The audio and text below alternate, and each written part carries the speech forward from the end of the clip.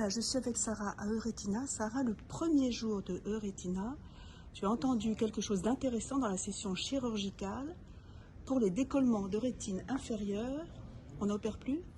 Alors, on n'en est pas là, enfin, on les opère plus. On peut dire qu'on les opère plus. C'est vraiment une communication qui a attiré mon attention, surtout que depuis tout à l'heure, j'ai des corps flottants et je me dis que mes trous atrophiques inférieurs vont peut-être me causer un décollement et je pense que j'irai vers cette technique si c'était le cas. Alors, il faut savoir que la présentation dont je vais vous parler a montré quelques résultats intéressants. Il s'agit de l'indentation par voie suprachoroïdienne. Qu'est-ce que c'est? On injecte une substance visqueuse, du Hilone 5, dans l'espace suprachoroïdien pour ramener la sclère épithélium pigmentaire vers la rétine. Donc c'est Lagardère. Si tu ne vas pas à Lagardère, il vient à toi. Absolument. Et donc en fait, c'est comme ça qu'on fait, qu'on rapproche. En fait, on va venir scille. J'arrive plus à trouver là, avec l'anglais, je trouve plus mes mots. On va scille la déchirure. Donc on va, comment dire, tamponner. Tamponner. Merci. On va refermer. Refermer. Pexier quelque part la déchirure, juste en rapprochant la sclère épithélium pigmentaire vers la rétine par ce produit viscoélastique. Alors comment est-ce que ça se passe? La chirurgie peut se faire en ambulatoire, sous anesthésie locale. On n'a pas besoin de prendre les muscles, donc ça c'est une grande avancée. Il n'y a pas besoin d'anesthésie générale ou d'avoir de l'atropine avec les problèmes cardiovasculaires qui peuvent survenir pendant la chirurgie.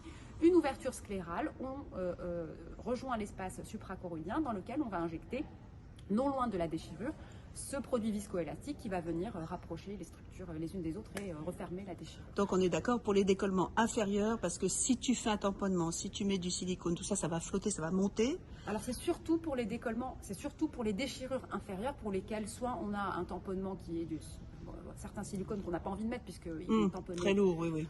Soit des décollements pour lesquels on aurait mis des gaz de longue durée d'action avec un positionnement du patient qui est quand même embêtant. Donc c'est surtout pour ces décollements-là. Et bien sûr, alors je ne vous l'ai pas dit, il faut faire une ponction du liquide sous-rétinien pour pouvoir rapprocher les structures et votre pexie peut se faire par cryo ou par laser. Par ailleurs, on peut... Secondairement. Alors, ou même en pérope. Pendant, on peut mettre un petit trocard et en endolumière faire le laser sur la déchirure directement. En tout cas, quelque chose d'assez léger finalement. C'est vraiment, moi j'étais assez surprise de voir les résultats qu'ils montraient. Très peu de complications. Alors ils ont eu un cas quand même où le Hilone est passé sous la rétine, au lieu d'être dans l'espace suprachoroïdien. On peut avoir des hémorragies choroïdiennes bien sûr, mais ça restait rare. Et surtout, on peut aussi le coupler à la vitrectomie. Ça c'est quelque chose d'intéressant. Pour quelqu'un que vous auriez opéré par vitrectomie plus indentation inférieure, on peut proposer ça, faire la vitrectomie simplement, plus cette indentation suprachoroïdienne avec le Hilone. Qui franchement raccourcit quand même la chirurgie. Bon, ben voilà. Merci pour les chirurgiens. Merci. Au revoir.